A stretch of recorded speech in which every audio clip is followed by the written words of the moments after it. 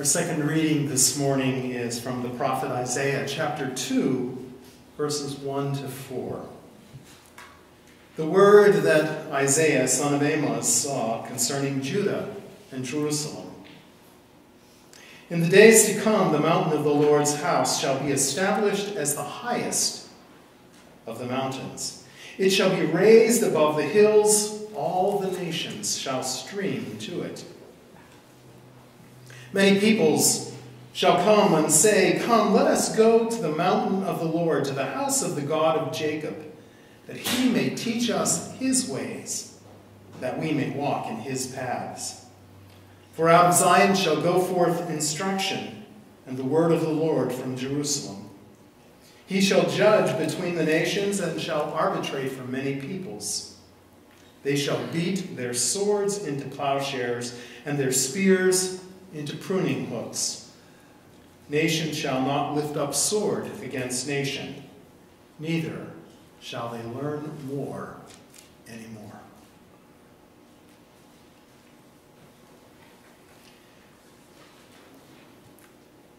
This year we are really excited about Christmas in our house. Alara is at that age where she's going to be fun. Last year she was just kind of there. But we put the tree up the other day, and I wasn't there when they decorated, but evidently she was just delighted to decorate the tree. It's on the first floor of our house.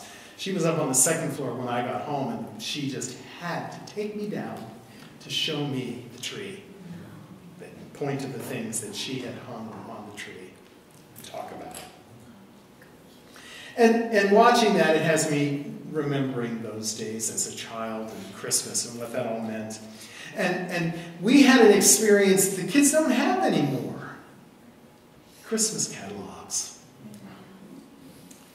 And I'm guessing you did the same thing that I did with Christmas catalogs. And when they would come to the house, we would sit down at the table with our pen.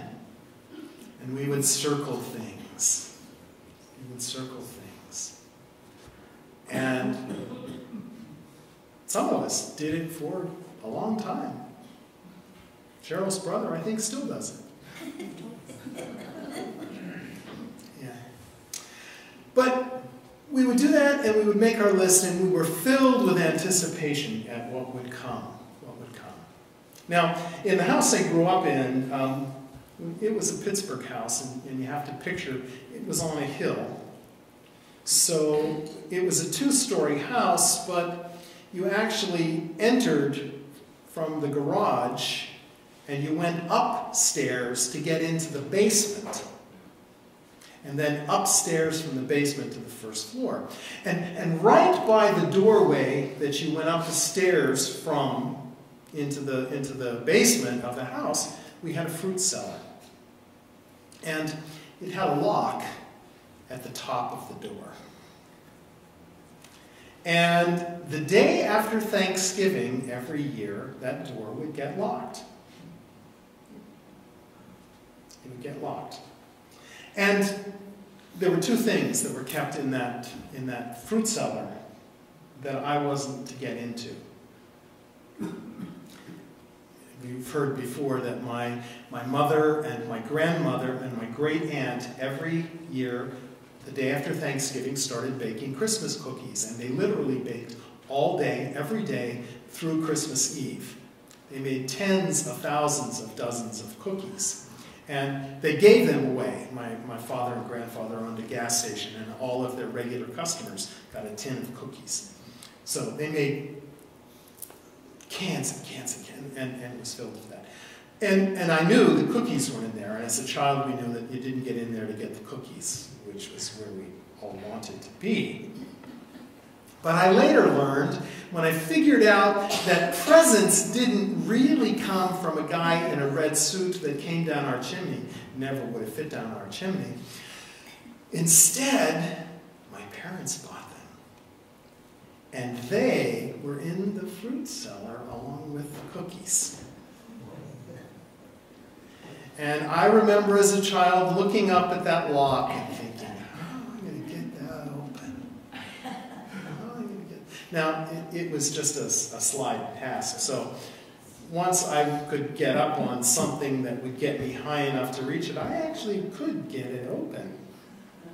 And guess what? I did.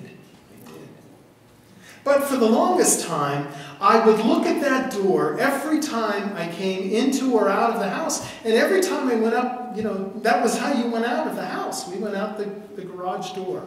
So I had to go past that door every time, and I would come down the stairs from the first floor into the basement, and there was the door directly in front of me with that latch, that lock up at the top, screaming to me, "There's something in here. Something really good that you want and you can't get." It was like the genie's cave in Aladdin, full of wonders and possibilities. And I would stand there and look at it and dream, are the things on my list in there?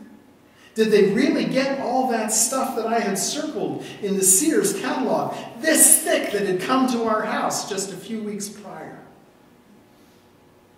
And maybe there would be something that I hadn't circled that would even be more wonderful. I find it really surprising. I never worried about the socks and the underwear that I'm sure were in there. They never came to mind. Instead, it was just the toys. And I had this optimistic expectation that, yeah, I probably wouldn't get everything that was on my list, but whatever it was going to be really, really good. Really good.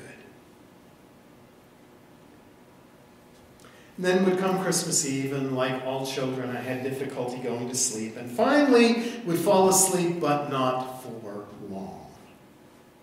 In many years, like most children, I would wake in the middle of the night and go downstairs to the Christmas tree to see what was underneath it. Now, growing up, my family did not wrap the presents that came from Santa. They were just stuck under the tree. So I didn't have to worry about it. I just went right for the gusto.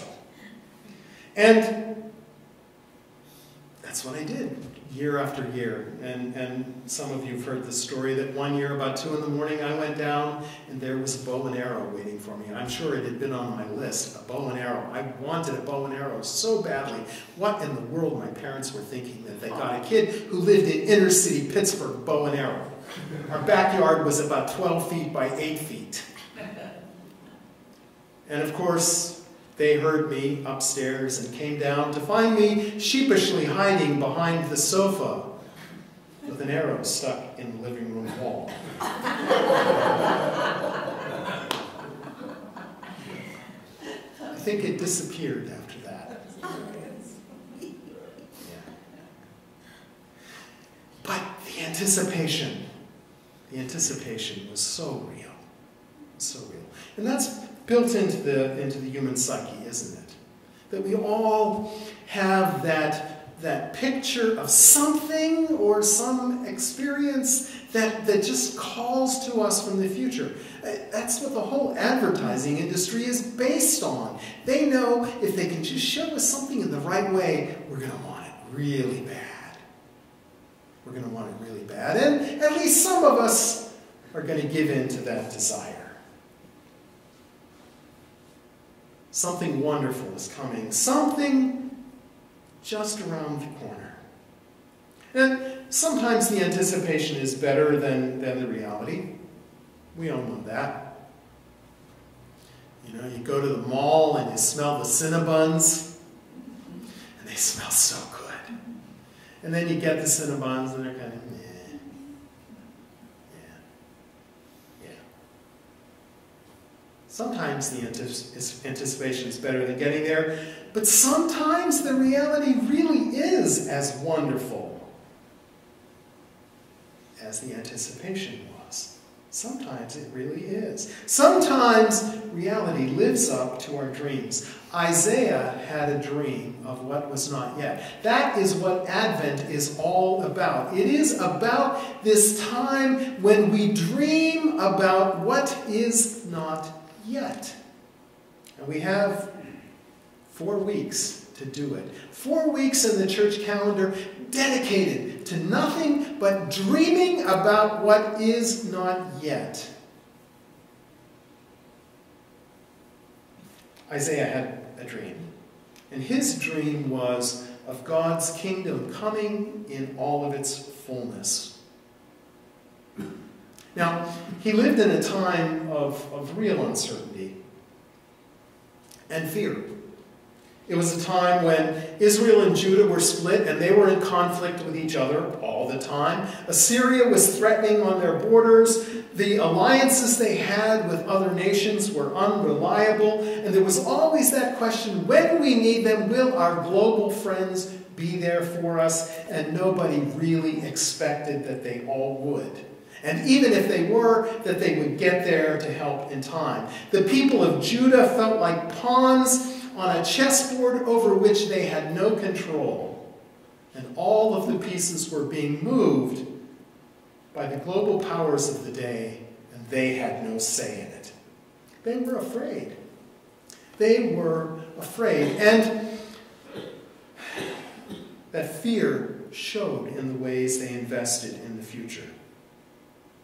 They lived in a world with limited resources. There was literally only so much metal available, so each time a sword was forged, that meant one less plow. One less plow meant a few fewer fields got plowed and sown. Fewer fields plowed and sown meant somebody went hungry. Somebody maybe even starved to death. There was no room for non-productive work. They didn't have full-time soldiers sitting in a barracks sometime waiting to spring into battle when someone called their names. The men were in the fields working, or at the workbench working. And when war happened, it took them away from their productive work. Crops weren't tended. Chairs and tables weren't built. The wrong time of year or too long a war, and an entire community would go hungry. Some people might starve. And when a man didn't come home, that impacted the entire economy of the village, and often, always, left a family destitute. So there was a choice between a plow and a sword.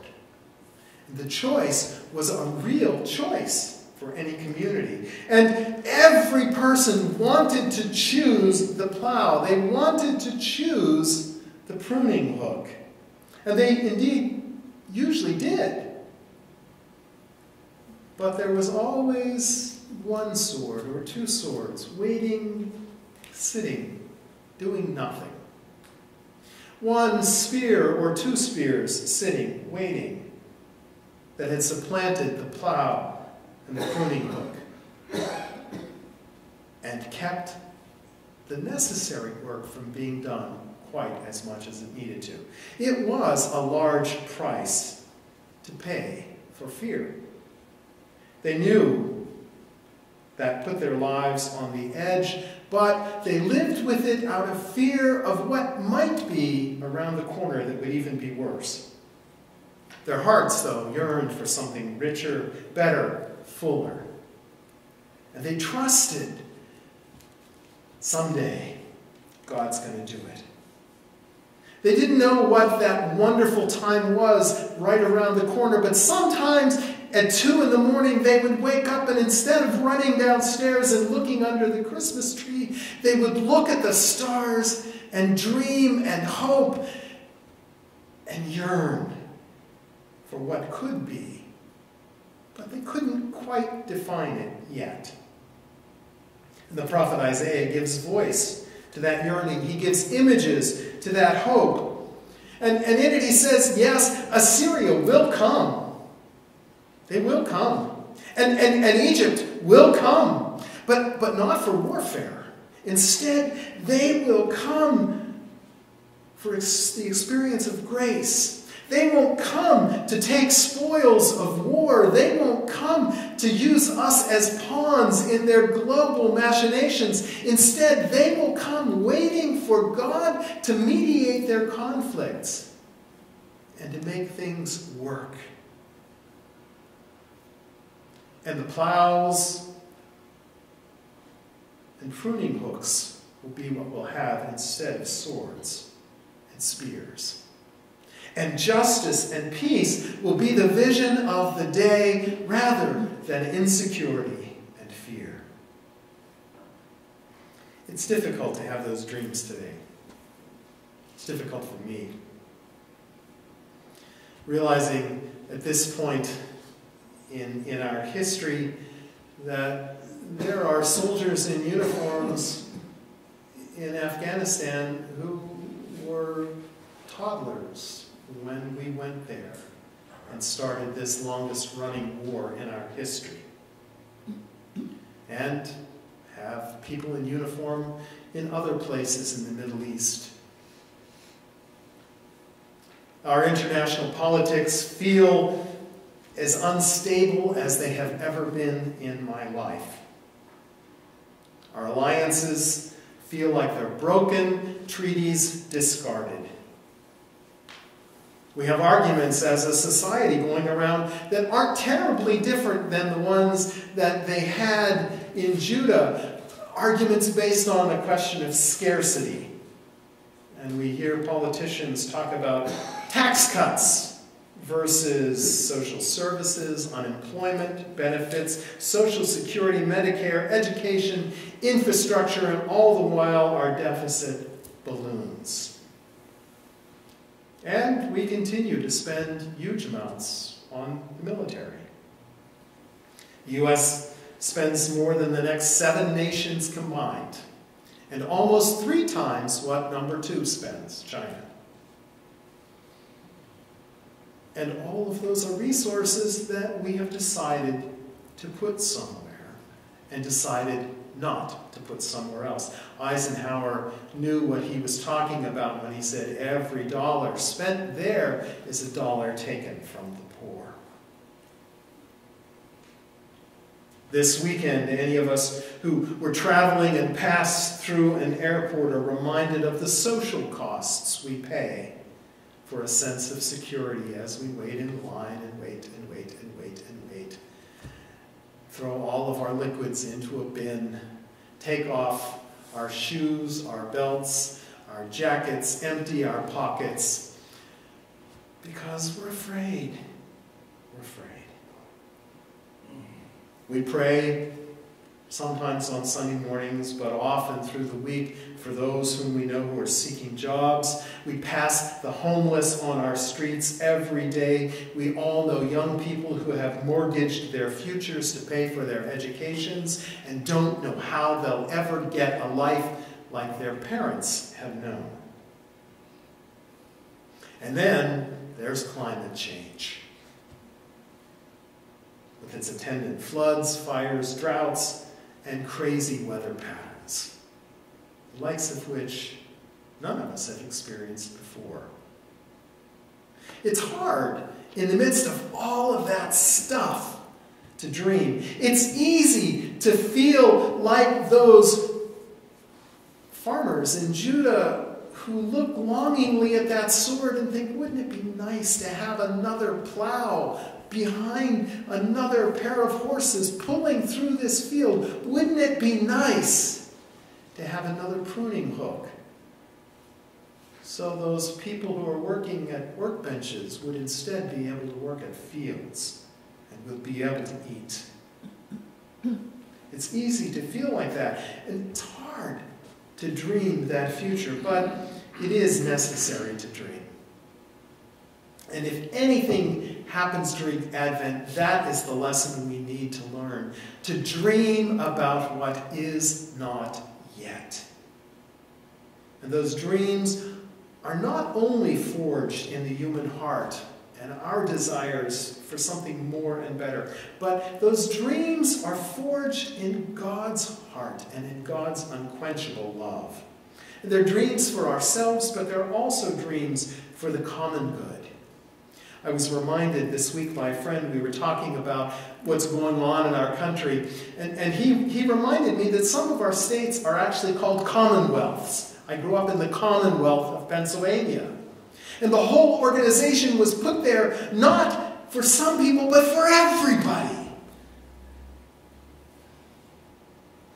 And so our dreams need to take that direction as well. So what do you dream about when you think about the commonwealth, when you think about the common good? What do you dream about when you begin to envision God's yearnings? I have a bunch of them. The first thing I dream of might seem a little quaint even these days. But I dream of our government founding a peace university. You know, we have war colleges where people go to study war. Isaiah said, they'll study war no more. Wouldn't it be nice to have a place where they go, where people, young people go, to study peace? And there are universities now that have peace and conflict studies majors, but not very many. And almost all of them are affiliated with the peace churches, with the historic peace churches. Wouldn't it be great if we had a completely secular university for peace? Whoa. I dream of a time when our politicians, when they make decisions about our military, that they envision the young men and women and their families first and foremost. And they make every single decision they make cognizant of what costs those families are risking.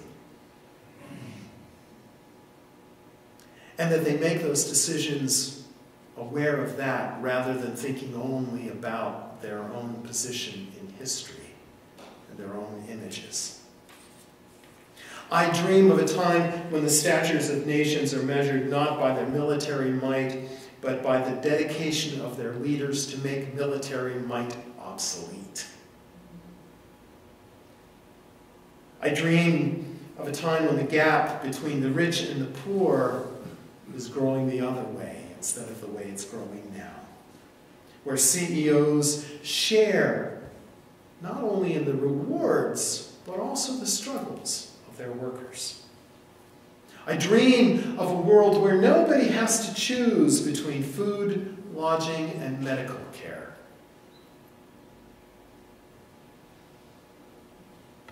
I dream of a time when moral values, when groups who call themselves moral, hold up all of those things as well as the hot sins.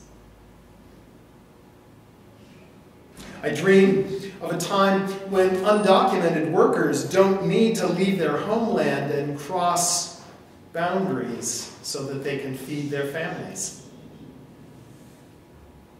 And that those who do cross the boundaries are treated with respect and justice. I think these are all God's yearnings for grace and justice and shalom. And I believe that the dreams are good to have. Good to have. Because dreams give us direction. Even the ones that we never get to, even when our Christmas list doesn't get filled full, just having it there concretized says to us, yes, this is what is important. This is what we work for. This is where we're headed. And I do believe that those dreams are born, need to be born, not only in the human heart, but are also dreamt in God's heart and are born of God's love. And I believe that God is good. All the time. Caught you unawares, huh? I believe God is good. All the time. And I believe that the day is coming when those dreams will be filled full. And our call is to lift them up, to hold them up and to work for them each and every day.